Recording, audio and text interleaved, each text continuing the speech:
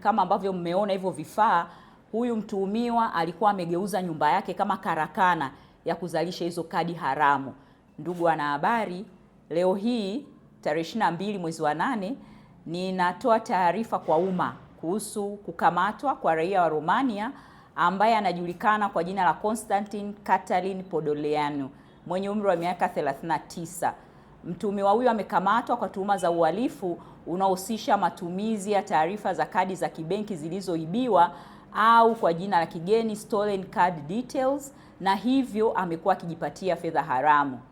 Mtuhumiwa huyu, ndugu waandishi wa habari, alikamatwa tarehe 20 mwezi wa 8 2026 majira ya saa 4 usiku katika eneo la Njiro jijini Arusha, ambapo baada ya upekuzi ambao ulifanywa na maafisa wa TAKUKURU baada tu ya kukamatwa,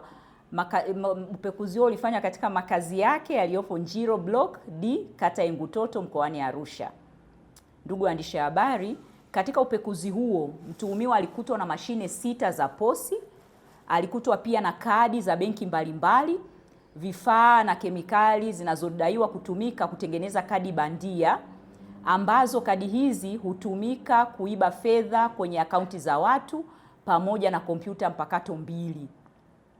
Aidha, pamoja na hivyo vitu ambavyo vifaa vilivyokamatwa kama ambavyo mtaonyeshwa,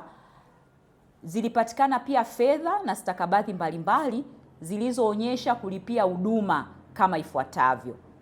Kwanza, kulikuwa na stakabadhi zenye thamani ya takriban milioni 171,712,870, lakini pia kulikuwa na stakabadhi zenye kuonyesha malipo kwa dola za Kimarekani yenye thamani ya milioni 55,987 na senti 20, lakini pia kulikuwa na fedha taslimu za Tanzania kiasi cha milioni 2,172,500, lakini pia kulikuwa na noti za euro yenye thamani ya euro 20 pamoja na fedha za Uarabuni kiasi cha riali 15. Ndugu waandishi wa habari, uchunguzi wa awali umebaini kwamba walioibiwa taarifa hizo katika kadi za benki ni raia wa mataifa mbalimbali nje ya Tanzania, ambao fedha zao hutolewa kwenye akaunti zao binafsi na baadaye huonekana kwamba fedha hizo zimetumika kwa njia ya kadi kulipia huduma mbalimbali hapa nchini Tanzania, ili hali kiuhalisia watu wao hawajawahi kupatiwa huduma katika kipindi husika. Aidha, ndugu waandishi wa habari, ofisi ya TAKUKURU mkoa wa Arusha inaendelea na uchunguzi dhidi ya watuhumiwa na mtuhumiwa huyo especially ambaye tumemkamata, ili kubaini ukweli na mazingira yote ya tukio hilo, na hatua stahiki za kisheria zitachukuliwa mara tu baada ya uchunguzi huo kukamilika. Ndugu waandishi wa habari, ofisi ya TAKUKURU mkoa wa Arusha inatoa rai kwa wananchi kuendelea kushirikiana na TAKUKURU katika kufichua wahalifu, na kwamba hakuna mhalifu yoyote atakayekuwa salama popote atakapojificha, iwe ndani au nje ya nchi. TAKUKURU itaendelea kuwafuatilia, lakini pia itaendelea kuhakikisha wanakamatwa ili wakabiliane na mkono wa sheria. Ndugu waandishi wa habari, naomba nichukue pia nafasi hii kuwataarifu kwamba zoezi hili limefanikiwa kutokana na ushirikiano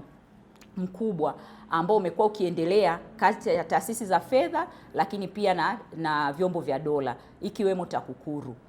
kwamba mtuhumiwa huyu aliweza kukamatwa kutokana pia na uimara wa mifumo ya kiusimamizi ambao ni madhubuti katika benki zetu, kwa sababu walikuwa wanafuatilia, na mara baada ya kugundua kwamba kuna miamala ambayo ilikuwa inafanyika ambayo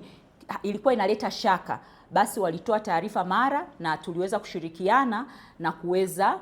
kumkamata mtuhumiwa huyu. Ndugu waandishi wa habari, kama ambavyo mmeona hivyo vifaa, huyu mtuhumiwa alikuwa amegeuza nyumba yake kama karakana ya kuzalisha hizo kadi haramu, kitu ambacho ni kinyume cha sheria, lakini pia kinavunja pia taratibu za kibenki. Kwa hiyo kama nilivyosema awali, ofisi itaendelea kukamilisha jukumu hili ambalo imelianza, ili tuweze kuthibitisha tuhuma hizi na kuzifikisha mahakamani kwa wakati. Vifaa vya kikemikali ambavyo vifaa hivi alikuwa anavitumia katika kutengeneza hizo kadi haramu au kadi fake au kadi bandia. Lakini pia tumekamata vifaa vingi ikiwemo mashine hii ambayo alikuwa anaitumia kutengenezea hizo kadi, lakini pia tuna passport yake ambayo tumeishikilia wakati uchunguzi unaendelea. Passport hii tunaishikilia wakati uchunguzi unaendelea, na fedha kama ambavyo tumetangaza, fedha ambazo zimekamatwa shilingi za Kitanzania, lakini pia kulikuwa na euro, lakini pia kulikuwa na fedha Uarabuni rial.